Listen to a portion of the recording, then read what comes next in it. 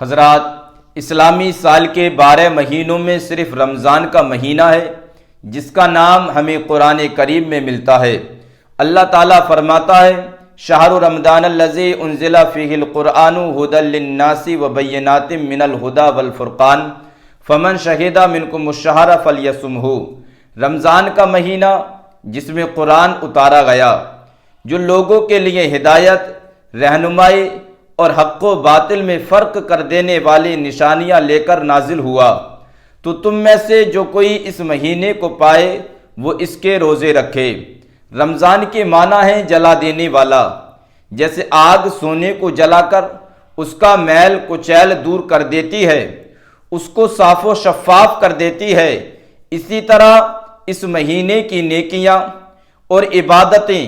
مسلمانوں کو گناہوں سے پاک و صاف کر دیتی اور چمکا کر خدا سے قریب کر دیتی ہیں۔ نبی کریم علیہ السلام فرماتے ہیں، جس نے ایمان و خلوص کے ساتھ رمضان کے روزے رکھے اس کے پچھلے گناہ بخش دیے جاتے ہیں، اور جس نے رمضان کی راتوں میں ایمان و خلوص کے ساتھ عبادت کی اس کے پچھلے گناہ معاف کر دیے جاتے ہیں۔ رمضان اللہ کے ناموں میں سے ایک نام ہے، اسی لیے اس کے احترام کا بھی حکم دیا گیا۔ حضور علیہ السلام نے فرمایا، یہ مت کہو کہ رمضان آیا اور رمضان گیا، بلکہ کہو رمضان کا مہینہ آیا، کیونکہ رمضان اللہ کے ناموں میں سے ایک نام ہے، اسی لیے اس کو شہر اللہ، اللہ کا مہینہ کہا جاتا ہے۔ اور یہی وجہ کہ اللہ نے اس کو اپنی کتاب قرآن کریم اور اس سے پہلی کتابیں نازل کرنے کے لیے پسند فرمایا۔ اس میں شک نہیں کہ کلام الہی ایک عظیم نعمت ہے، جس کے نزول کے لیے اس مہینے کا انتخاب در حقیقت اس بات کا اعلان ہے کہ یہ مہینہ خدا کی بے انتہا رحمتوں کے نزول کا مہینہ ہے، لیکن ان رحمتوں سے فائدہ اہل ایمان ہی کو نصیب ہوتا ہے کہ بنجر زمین پر کتنی ہی بارش ہو،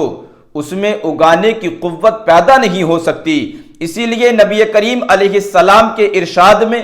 روزہ رکھنے اور تراویح ادا کرنے والوں کے لیے ایمان و احتساب یعنی ایمان و اخلاص کا ذکر موجود ہے کہ بغیر ایمان و اخلاص کے کسی نیکی کا اجر نہیں ملتا، تو روزے کے ذریعے سارے گناہ کیسے دھل سکتے؟ رحمت باری سے فائدہ حاصل کرنے کے لیے ضروری ہے کہ انسان خود بھی پیکر رحمت بنے، کہ اس مہینے میں اپنے گھر والوں کو خوب کھلاؤ، خوب پہناؤ، رشتہ داروں اور پڑوسیوں کی ضرورت پوری کرنے کی کوشش کرو،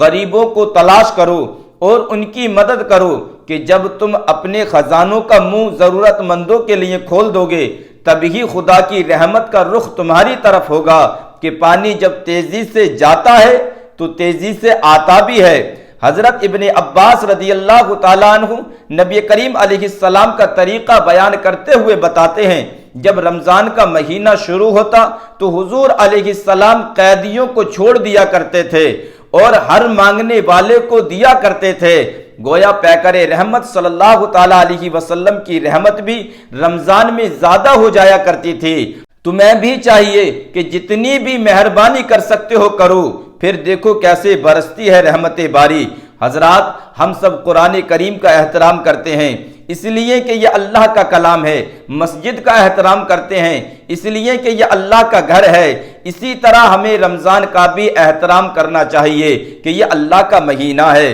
اس کے احترام کا اعلیٰ اور بہترین طریقہ تو یہی ہے کہ اس کا ہر لمحہ خدا کی یاد اور اس کی عبادت میں گزارا جائے، اور پورا مہینہ تراویح اور روزے کی پابندی کی جائے، اور اگر کوئی کسی مجبوری کی وجہ سے روزہ نہیں رکھ سکتا تو اس کو بھی کم از کم رمضان کے احترام کا خیال رکھنا چاہیے کہ وہ عام طور پر لوگوں کے سامنے نہ کھائے نہ پیے اور اپنے بے روزے دار ہونے کا پتہ نہ چلنے دے۔ یہی وجہ ہے کہ شریعت نے حیض و نفاس والی عورت پر بھی کھلم کھلا کھانے پینے کی پابندی لگائی ہے، حالانکہ اس کو روزہ قضا کرنے کی شرعی اجازت حاصل ہے، اور ناپاکی کی اس حالت میں روزہ رکھنے کی ممانعت ہے، لیکن احترام رمضان کی پابندی پھر بھی موجود ہے۔ حتیٰ کہ اگر درمیان روزہ کسی عورت کو حیض شروع ہو گیا تو اسے باقی دن بغیر کھائے پیے گزارنا پڑے گا، جبکہ اس دن کا روزہ قضا کرنا ہوگا کہ اب روزہ تو باقی نہ رہا لیکن احترام ضروری ہے۔ وہ لوگ کس قدر بے شرم ہیں جو بلا عذر شرعی روزہ نہیں رکھتے اور پھر مسلمانوں کے سامنے بلا جھجک کھاتے پیتے اور سگریٹ پیتے رہتے ہیں، اور جب انہیں منع کیا جاتا ہے تو نہایت دلیری سے جواب دیتے ہیں کہ جب خدا کا ہی ڈر نہیں تو بندوں سے کیا ڈرنا۔ حالانکہ احترام رمضان کا مطلب بندوں سے ڈرنا نہیں بلکہ یہ بھی خدا ہی سے ڈرنا ہے کہ جو شخص خدا کے قانون کی پابندی نہیں کرتا وہ کم از کم خود کو مجرم تو جانے۔ کیا عجب کہ رحیم و کریم خدا اعتراف جرم ہی کی بدولت جرم سے اور گناہوں سے بچا دے۔ مسلمانوں کو چاہیے کہ وہ رمضان کے مقدس دنوں اور راتوں میں عبادت اور نیکیوں کی ایک ایسی فضا پیدا کریں کہ ہر طرف خدا کی رحمت برستی نظر آئے، اور یہ جب ہی ہو سکتا ہے ہم پابندی سے تراویح کے لیے جمع ہوں، قرآن کریم سنیں، خود زیادہ وقت قرآن کریم کی تلاوت میں گزاریں، روزہ رکھیں، جھوٹ مکر و فریب سے بچیں، اپنے مسلمان نوکروں کے کام میں کمی کر دیں،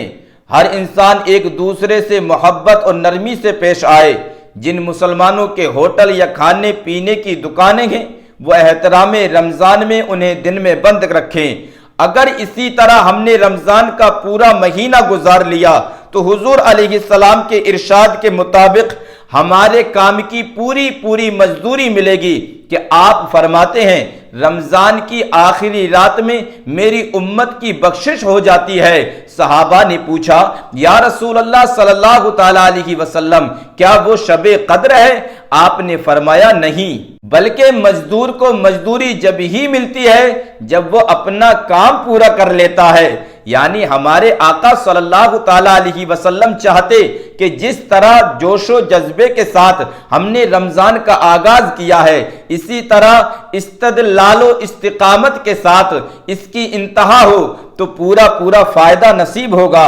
ایسا نہ ہو کہ جوں دن گزرتے جائیں نمازی کم ہوتے جائیں اور جب عید قریب آئے تو پھر جوش پیدا ہو۔ نہیں، پورے مہینے مزدوری کیجئے تو آخری دن اجرت بھی پوری ملے گی، مغفرت اور بخشش ہوگی۔ یہ نہ سوچئے کہ مغفرت و بخشش کا تعلق تو قیامت سے ہے، دنیا کی زندگی کے لیے بھی تو کچھ ملنا چاہیے۔ تو میرے عزیزو یہ تصور غلط ہے کہ مغفرت کا فائدہ صرف مرنے کے بعد ہے، دنیا میں کچھ نہیں، ایسا ہرگز نہیں، بلکہ حقیقت یہ ہے کہ دنیا کی ساری الجھنیں ہمارے گناہوں اور بد کرداری ہی کی وجہ سے پیدا ہوتی ہیں۔ یقین جانیے اگر گناہ معاف ہو جائیں، اللہ ہمیں بخش اور ہم گناہوں سے باز آ جائیں، رزق میں فراخی، صحت و تندرستی، باہمی محبت و الفت، اقوام عالم میں عزت و مرتبہ سب کچھ ملے گا، بالکل ایسے ہی جیسے ہم سے پہلے ہمارے بزرگوں کو مل چکا ہے، جس پر تاریخ شاہد ہے۔ مغفرت خدا کی بڑی نعمت ہے، دنیا و آخرت کی فلاح کا ذریعہ ہے۔